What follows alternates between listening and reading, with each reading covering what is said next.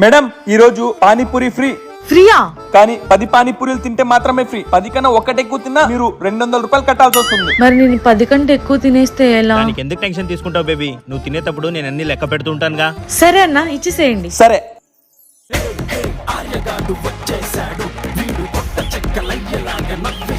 Baby 10 అయిపోయినాయి.